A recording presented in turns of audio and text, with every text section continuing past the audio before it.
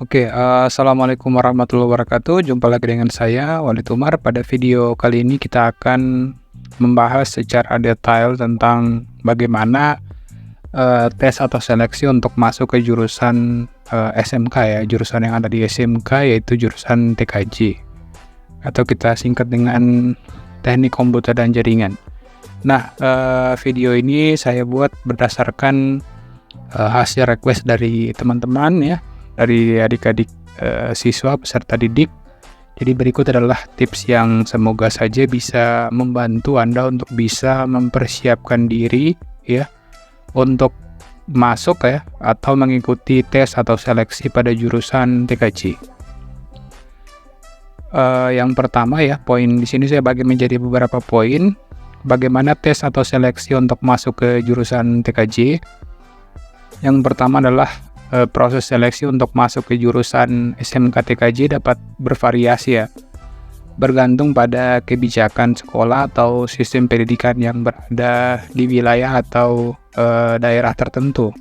Namun umumnya terdapat beberapa tahapan yang mungkin akan secara umum dilalui proses seleksi tersebut. Jadi berikut adalah beberapa tahapan yang umumnya terjadi ya, yang akan dilewati. Yang pertama pendaftaran ya. Pendaftaran tahap awal adalah mendaftar ke sekolah yang memiliki jurusan TKJ. Pendaftaran biasanya dilakukan dengan mengisi formulir ya. Pendaftaran baik itu secara online maupun offline dengan melampirkan dokumen yang diminta ya, seperti foto ya, raport sekolah sebelumnya dan dokumen-dokumen lainnya yang dibutuhkan ya. Lebih baik lagi jika memiliki sertifikat-sertifikat yang menjadi pendukung untuk masuk ke jurusan ini.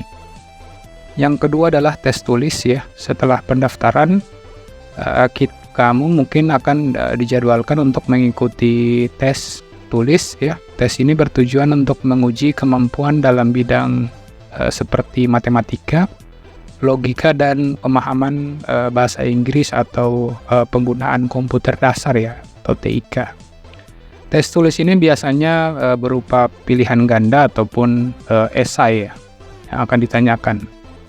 Yang selanjutnya adalah tes praktik. Beberapa sekolah yang memiliki jurusan TKJ mungkin juga melibatkan tes praktik yang lebih spesifik terkait dengan jurusan TKJ, misalnya tes praktik mengetik ya, tes praktik pengenalan komputer ataupun perakitan komputer, atau tes praktik dalam mengoperasikan komputer ya, yang bertujuan untuk menguji sampai di mana kemampuan dari siswa tersebut ya. Jadi di sini akan diambil nilai keterampilan teknis ya dalam pengoperasian komputer. Yang keempat adalah wawancara. Tahap wawancara biasa dilakukan untuk menilai kemampuan komunikasi ya dan motivasi siswa yang akan mendaftar ya. Wawancara ini dapat melibatkan guru ataupun laboran ataupun staf sekolah yang akan mengajukan pertanyaan-pertanyaan terkait alasan ya, umumnya terkait alasan, minat, dan kenapa ingin masuk ke jurusan ini, dan apa visi dan misi ke depannya ya, pengalaman serta rencana masa depannya. Yang kelima adalah evaluasi raport dan prestasi ya. Jadi raport sekolah sebelumnya dan prestasi akademik atau non-akademik juga dapat menjadi pertimbangan dalam proses seleksi. Sekolah mungkin akan mengevaluasi nilai rata-rata ya, khususnya nilai-nilai pada mata pelajaran TIK ataupun mata pelajaran matematika ya, yang menjadi dasar dari jurusan TKJ. Perlu dicatat bahwa setiap sekolah dapat memiliki proses seleksi yang berbeda-beda. Oleh karena itu penting untuk memperoleh informasi langsung dari sekolah ya yang ingin dituju mengenai prosedur seleksi yang berlaku di sana. Jadi selama proses seleksi usahakan adik-adik sekalian mempersiapkan diri dengan baik, pelajari materi-materi yang relevan, ulas kembali pengetahuan yang sudah dimiliki ya terkait keterampilan dalam penggunaan komputer ya, penggunaan internet dan lain sebagainya.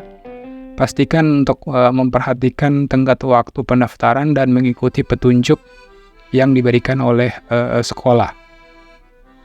Selanjutnya kita ke poin berikutnya, yaitu ke poin tes masuk atau seleksi jurusan TKJ.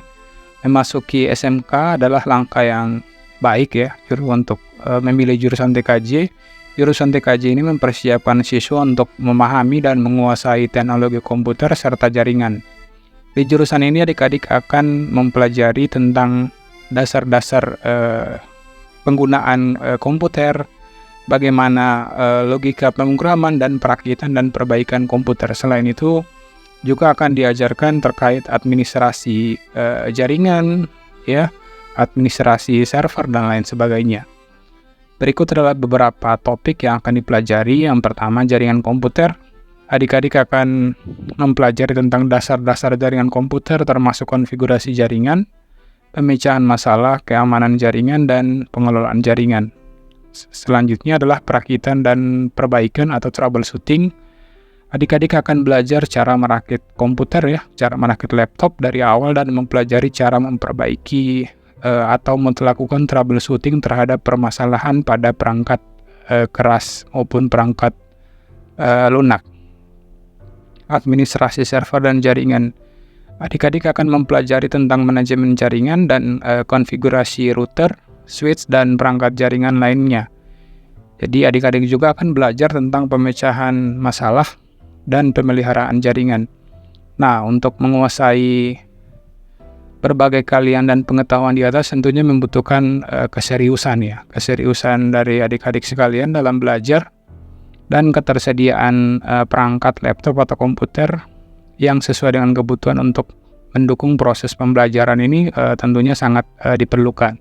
Karena di kolom komentar pada video-video yang membahas terkait TKJ banyak yang bertanya, apakah siswa yang masuk di jurusan TKJ membutuhkan perangkat laptop atau komputer pribadi? Ya, tentunya itu opsional ya, di sekolah itu menyediakan perangkat komputer ya, yang tentunya jika kita hanya mengharapkan fasilitas yang berada di sekolah, kita tentunya tidak akan maksimal ya. Jadi praktik, alangkah baiknya adik-adik sekalian memiliki perangkat laptop atau komputer pribadi di rumah yang bisa digunakan untuk bisa mempelajari ya, agar bisa lebih menguasai terkait materi-materi yang diajarkan di sekolah. Karena waktu penggunaan laboratorium juga kan dibatasi ya. Jadi teman-teman bisa memaksimalkan dengan menggunakan perangkat pribadi masing-masing ya tentunya.